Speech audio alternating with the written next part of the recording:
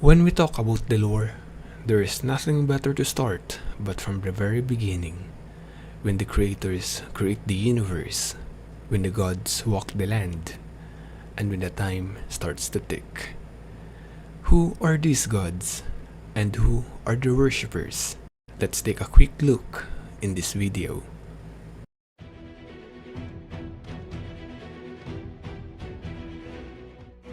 Elion, the god of light and fire, the patron god of the Valkyries.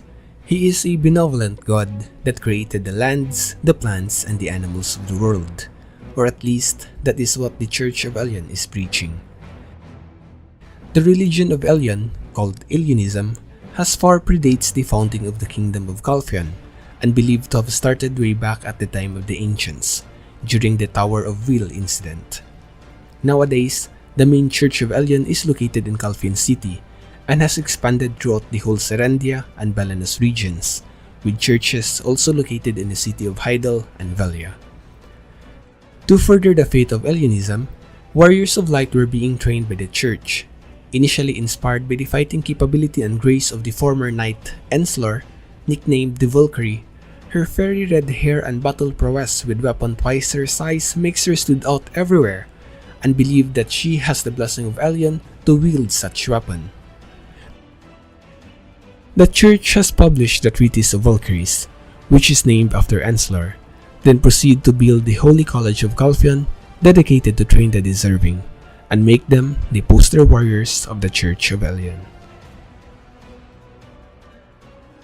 In recent times, however, the church is infiltrated with the corrupted members of the Guards of Dawn, which we might cover on our next videos, and well, they now call themselves as the Fraternity of Light, which had made the church do questionable things in the name of the God of Light.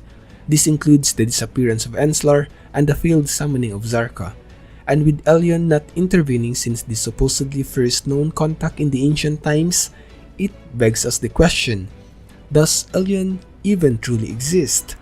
There has been no known physical manifestation of the God of Light, and so it is up to your faith to believe in him.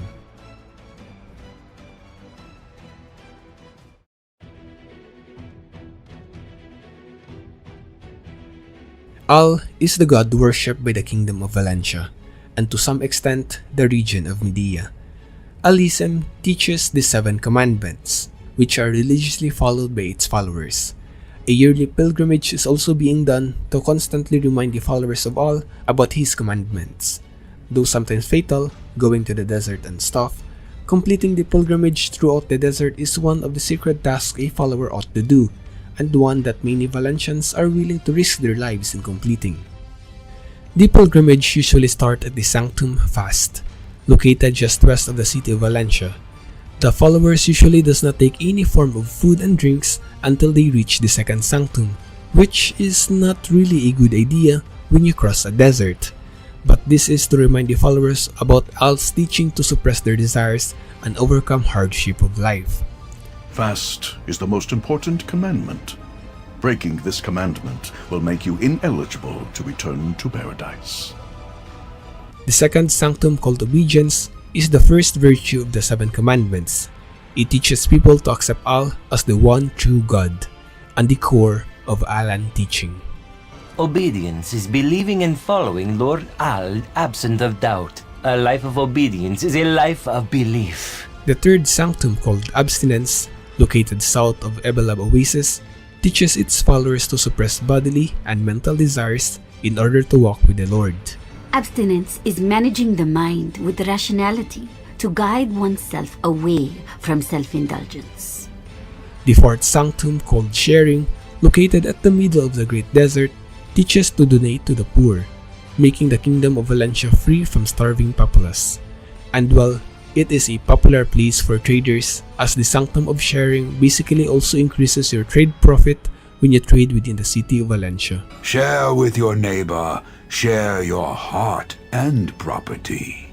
The fifth sanctum, called purity, teaches Alans to stay away from anything corrupt, while the sixth sanctum, called humility, which is found to the far south of the Great Desert, requires its followers not to flaunt and avoid arrogance, which is one characteristic that many Valencians hate. Alans ought to be modest, accomplishments are not made by oneself, but given by Lord All. And finally, the last commandment, located in the seventh sanctum called sincerity, which teaches to be diligent in your everyday life. However, this is the commandment that many Valencians have difficulty in achieving, as the richness of the kingdom and the commandment to sharing to the poor makes a lot of Valencians to be lazy. But those who are not lazy are very much well adored. Lord All said, "One that has earnestly given works shall enter the paradise." And to end the pilgrimage, one visits the pilgrim's haven, believed to be the birthplace of the god Al, and currently the grave of the fallen soldiers on the past war between Calfian and Valencia, which makes it quite disrespecting for the adventurer's part to just continuously mine the stones.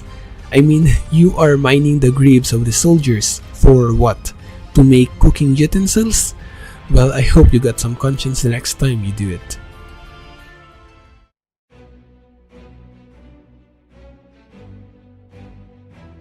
The next god, or goddess, is Sylvia, the patron goddess of the elves. It is said that Sylvia came down from the heavens together with the nature spirit eons ago and planted a great tree, Kamasilv, creating a new life with the energy of the sun and the moon. Beneath the Kamasilv tree, she bore two children to reflect the two bodies, Ganel, in resemblance of the sun, and Vidir, in resemblance with the moon. A third child of Sylvia was born through the door of Kamasilv tree in a different dimension known as the Root Realm. She named her son Lutragon, and he resembled the earth. One day, Sylvia sealed her will and energy within the sacred tree. Before departing to return to the heavens, she made her final request to the elves to raise a prosperous civilization. The said heaven, however, is also being hinted as an alternate realm, and Sylvia is known to come from a different realm which the god of darkness Hodum has taken over. And speaking about the god of darkness, Hodum, like Sylvia, came from a different realm and supposedly connected to the Black Stones and the Black Spirit. Though rarely mentioned so far, but Hodum has been part of some of the greatest tragedies in the world, well, at least at the behest of his followers. The earliest of such recording is the destruction and fall of Grand Castle, led by the immortal alchemist named Kapras, which is once the chief of the Lutragon clan.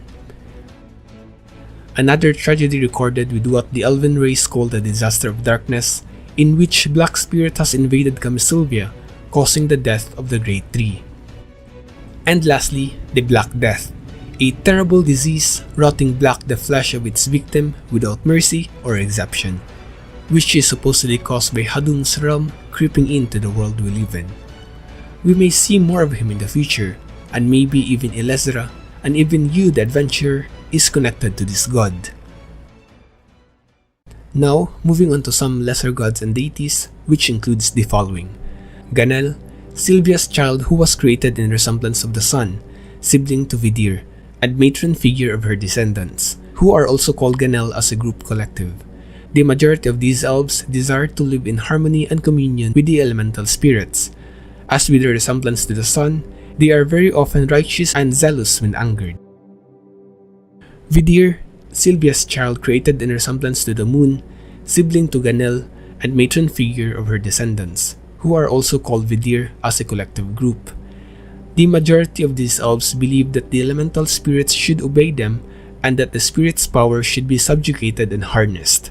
It is one of Vidir's descendants, Josia Odore, who insisted upon amplifying the power of Kamasilv by burning its essence, repealing the Black Spirit during the Disaster of Darkness.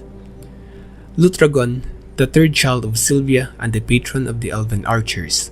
Not much is known about him except the fact that he was born on a different realm to protect the roots of the Kamasilv tree. Nark is an ancient spirit from the root realm and noted to use a spear. He is the ruler of water and rain.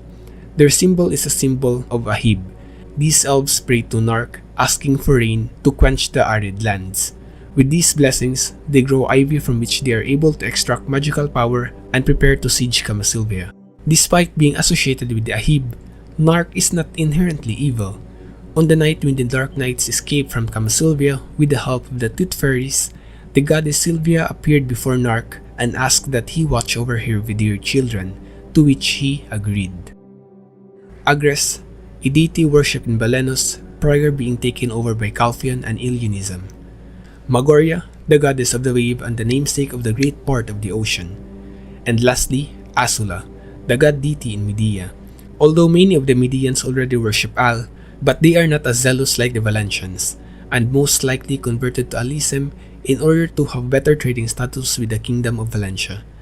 Many still believe in Asula, which was born on the rumbling land at the very beginning of time. And so that ends a chapter of our lore book, a tiny grain of story in a deserted land of Black Desert.